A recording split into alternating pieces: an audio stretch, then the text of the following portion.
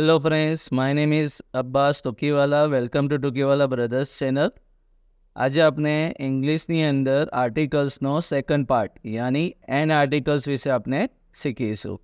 તો આપણે રિવાઇઝ કરીએ કે અંગ્રેજીની અંદર જેટલા પણ આર્ટિકલ્સ હોય છે, અંગ્રેજીની અંદર કેટલા આર્ટિકલ્સ હોય છે? 3 આર્ટિકલ્સ હોય છે, બરાબર?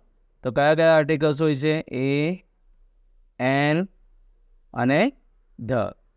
હવે એના વિશે આપણે એ આર્ટિકલ્સ વિશે આપણે લાસ્ટ વિડીયોમાં જોયું હતું. આ વિડીયોની અંદર આપણે એન આર્ટિકલ વિશે જોઈશું. તો આપણે પાછું રિવાઇઝ કરીએ કે એ અને એન જે આર્ટિકલ્સ હોય છે એ શાના માટે યુઝ થાય? કે અનસર્ટેન આર્ટિકલ્સ કહેવાય. એટલે અનિશ્ચિત પદ હોય તો એના માટે તમે શેનો યુઝ કરી શકો? એ અને એન આર્ટિકલનો યુઝ કરી શકો છો. જ્યારે ધ આર્ટિકલ કોના માટે યુઝ થાય? કે જે નિશ્ચિત વેલ્યુ હોય, બરાબર? નિશ્ચિત યાની ફિક્સ, એના માટે તમે ધ આર્ટિકલનો યુઝ કરી શકો છો.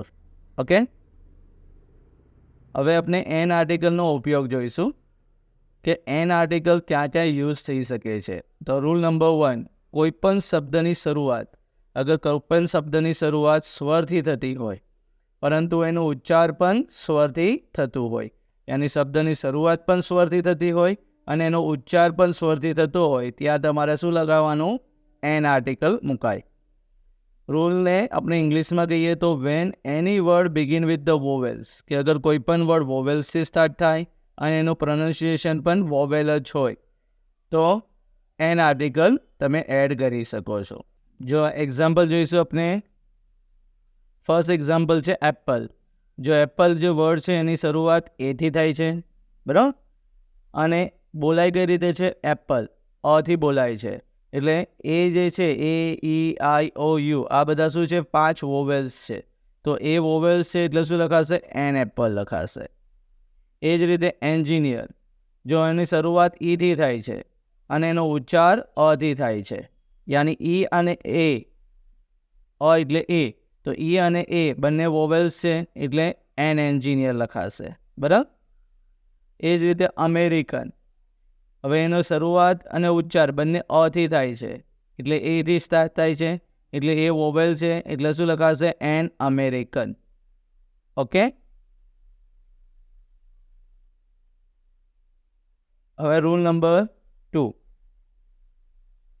કોઈપણ શબ્દની શરૂઆત એચ યાની વ્યંજનથી થાય પરંતુ તેનો ઉચ્ચાર અ યાની સ્વરથી થાય તો પણ તે શબ્દની આગળ શું લખાશે? એન મુકાશે, બરાબર? એટલે કોઈ પણ શબ્દની શરૂઆતમાં એચ હોય પણ એચ કેવો હોય? સાયલેન્ટ હોય. આપણે એનો ઉચ્ચાર કરીએ તો અ સંભળાય, ત્યારે તમે શું મૂકી શકો છો? એન મૂકી શકો છો. જો ઇંગ્લિશમાં કહીએ તો any word begin with the H યાની કોન્સોનન્ટથી સ્ટાર્ટ થાય but the pronounce with the A યાની વોવેલ્સ હોય તો શું લખાશે? એન લખાશે આગળ. જો ફોર એક્ઝામ્પલ ઓનેસ્ટ, અહીંયા બાજુ એ જે છે એ સાયલેન્ટ છે એટલે આપણે શું બોલીએ છીએ? ઓનેસ્ટ બોલીએ છીએ, બરાબર? જો ગુજરાતીમાં પણ લખેલું છે ઓનેસ્ટ, તો શરૂઆત તો એની એચથી થાય છે યાની કોન્સોનન્ટથી થાય છે, પરંતુ એનો જે ઉચ્ચાર કરીએ છીએ, પ્રોનાઉન્સિએશન કરીએ છીએ એ ઓનેસ્ટ કરીએ છીએ એટલે અથી સ્ટાર્ટ થાય અને અ શું છે? વોવેલ છે, યાની એ વોવેલ્સ છે એટલે એને શું લખાશે? N honest. સેમ એ જ રીતે બીજા વર્ડ પણ છે અવર, બરાબર? જો આમાં પણ એ સાયલેન્ટ છે તો શરૂઆત તો એસથી થાય છે પરંતુ એનો ઉચ્ચાર શાનાથી થાય છે? અથી થાય છે, યાની અ એટલે એ, યાની એ વોવેલ્સ છે એટલે શું લખાશે? An hour. ઓકે, હવે નિયમ નંબર 3, કોઈ પણ અભ્યાસની પદવી કે જેમાં પ્રથમ શબ્દ લખાય વ્યંજનથી પરંતુ એનો ઉચ્ચાર સ્વરથી થતો હોય તો એન લખાશે. ઇંગ્લિશમાં કહીએ તો એની એકેડમિક ટાઇટલ હોય કે જેની અંદર ફર્સ્ટ વર્ડનો પહેલો લેટર શું હોય? કોન્સોનન્ટ હોય, પરંતુ એનું પ્રોનાઉન્સિએશન જે ઉચ્ચારણ થતું હોય એ શાનાથી થતું હોય? વોવેલ્સથી થતું હોય તો એન લખાશે. જેમ કે એક્ઝામ્પલ કરીએ, ફોર એક્ઝામ્પલ એમ એ, તો એમ એ એમથી શરૂઆત થાય છે યાની એ કોન્સોનન્ટ છે પરંતુ એનો ઉચ્ચારમાં શું આવે છે? એમ એ આવે છે, બરાબર? તો અ યાની એ એટલે વોવેલ્સ છે એટલે શું લખાશે? એન એમ એ. એ જ રીતે એમએસસી, જો આનામાં પણ શરૂઆત એનથી થાય છે યાની કોન્સોનન્ટથી થાય છે પરંતુ એનો ઉચ્ચાર અથી થાય છે યાની એથી થાય છે એટલે એનએમએસસી. એ જ રીતે MBBS, તો શરૂઆત તો એમથી થાય છે યાની કોન્સોનન્ટથી, પરંતુ એનો ઉચ્ચાર અથી થતો હોય યાની એથી થતો હોય એટલે એ વોવેલ્સ છે એટલે NMBBS. ઓકે. એ જ રીતે SSC, તો શરૂઆત એસથી થાય છે યાની કોન્સોનન્ટ છે એસ, પરંતુ એનો ઉચ્ચારમાં પણ દેખો ASC યાની અથી થાય છે યાની એથી થાય છે, જે વોવેલ્સ છે એટલે NSSC કહેવાશે. બરાબર.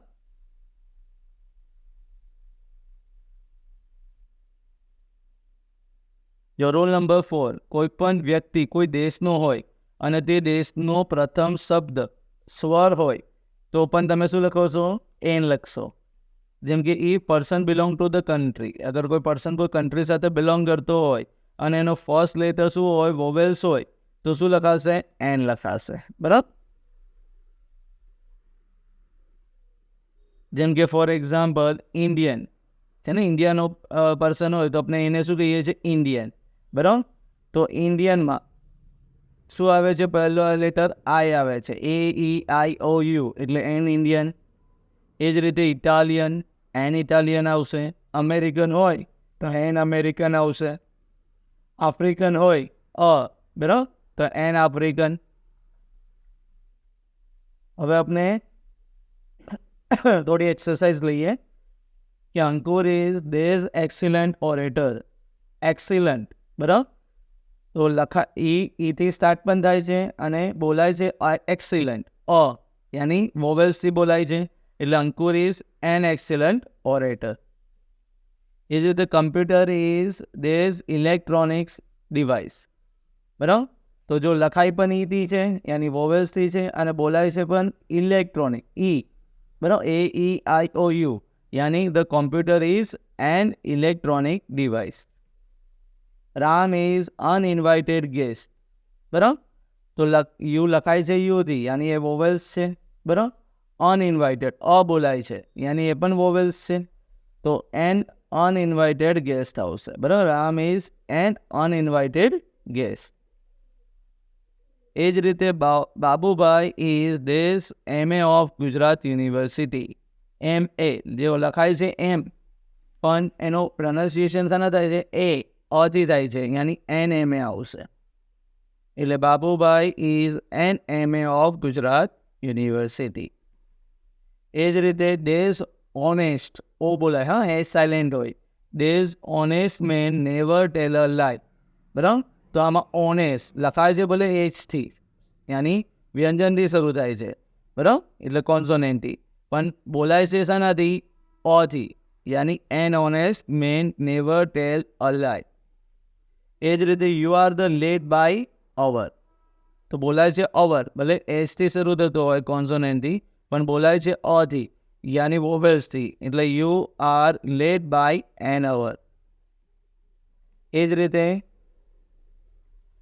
Lakhabhai is MLA. Lakhabhai is dash MLA.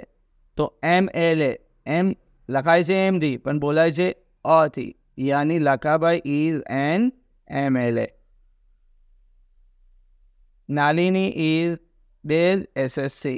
Nalini is dash SSC. SSC યાની લખાય છે એસથી પણ પ્રોનાઉન્સિએશન શાનાથી થાય છે? અથી થાય છે, એટલે નાલિની ઇઝ એન SSC. એ જ રીતે વોટ ડેઝ આઈડિયા. તો આઈડિયા લખાય છે આઈથી છે ને, વોવેલ્સથી લખાય છે આપણ અને બોલાય છે પણ આઈડિયા બોલાય છે એટલે એ પણ વોવેલ્સ છે, એટલે વોટ એન્ડ આઈડિયા. બરાબર. ઓકે. તમારે આ વિડીયોની અંદર એન આર્ટિકલ વિશે મેં શીખવાડ્યું છે, સમજ પડી ગઈ હશે તમારે બધાને. બરાબર. તો ક્યાં ક્યાં આપણે એન આર્ટિકલ્સ તમે મૂકી શકો છો. લાસ્ટ વિડીયોમાં આપણે એ આર્ટિકલ વિશે જોયું, આ વિડીયોની અંદર આપણે એન આર્ટિકલ વિશે જોયું. હવે નેક્સ્ટ વિડીયોની અંદર આપણે ધ આર્ટિકલ વિશે જોઈશું. જો આ વિડીયો સારો લાગ્યો હોય તો તમે આ વિડીયોને લાઈક કરો, શેર કરો. બરાબર. અને અમારી ચેનલને જરૂરથી સબસ્ક્રાઈબ કરશો. ઓકે. બાય. Good bye.